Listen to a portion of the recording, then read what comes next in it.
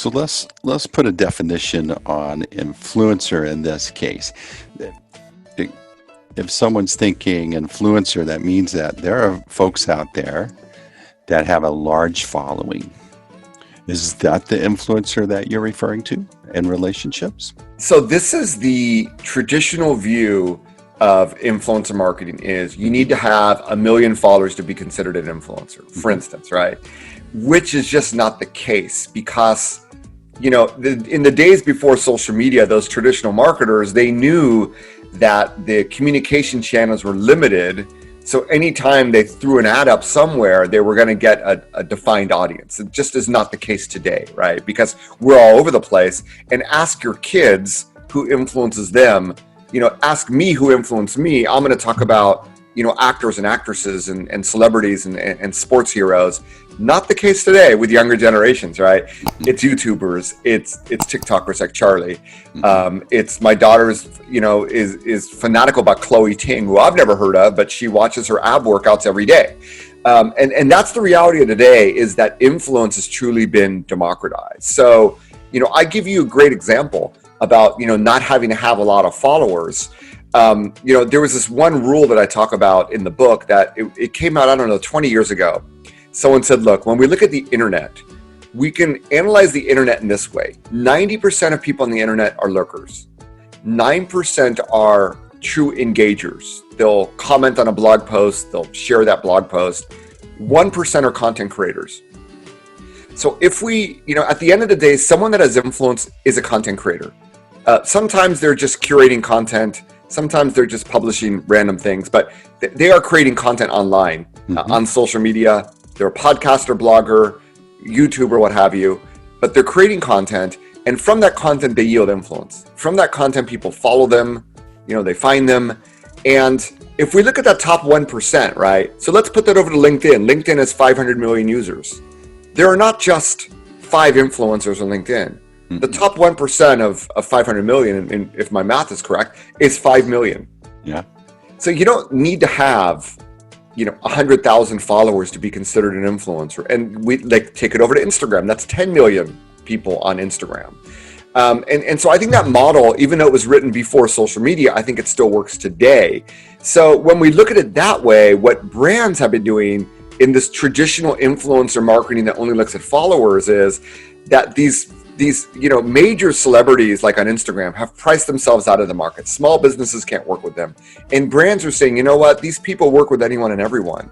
They're not really these sort of social media influencers. They're almost like traditional celebrities. So they go down in size. They say, look, why don't we work with micro influencers? If you have 10,000 followers, we consider you a micro influencer. And they're finding the smaller you get in terms of follower size, the less fraud there is, the less chance they bought fake followers, the less chance that they're buying fake engagement. And the more in tune they are, the more niche they are, the more in tune they are with their community.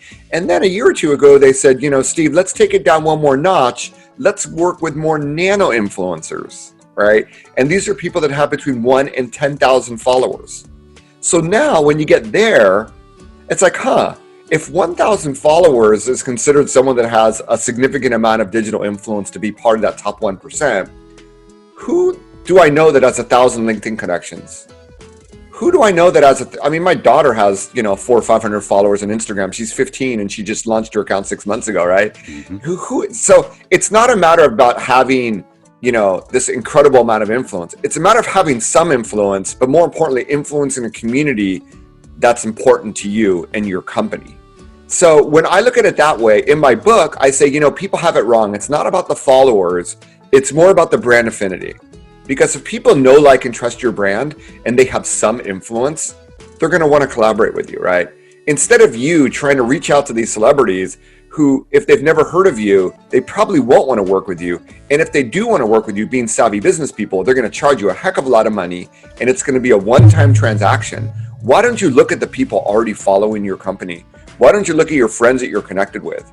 Why don't you look at your customer base and see, hey, I didn't know that Jane had 1,500 followers on Instagram. I didn't know that Dawn was, had a few thousand followers on Twitter. And have open-ended conversations. We want to get more traction in social. You're already there. How can we work together, right?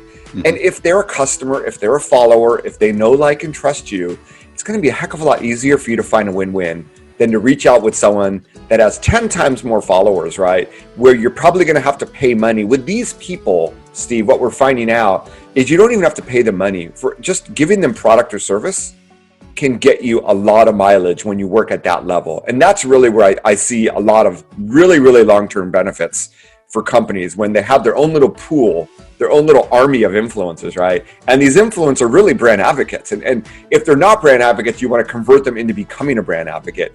And when you do that, they're talking, this is how you're inciting word of mouth. They're talking about you without you having to ask them to, because they love what you do so much.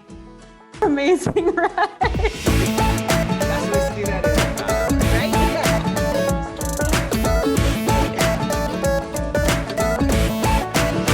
Thanks for watching these golden nuggets. And as a reward, I got another big fat golden nugget just for you. I wrote this book for you to help you get your act together online so you can grow your business better. You're searching, you're wanting to learn. This is a great book. Grab the book, grow your business.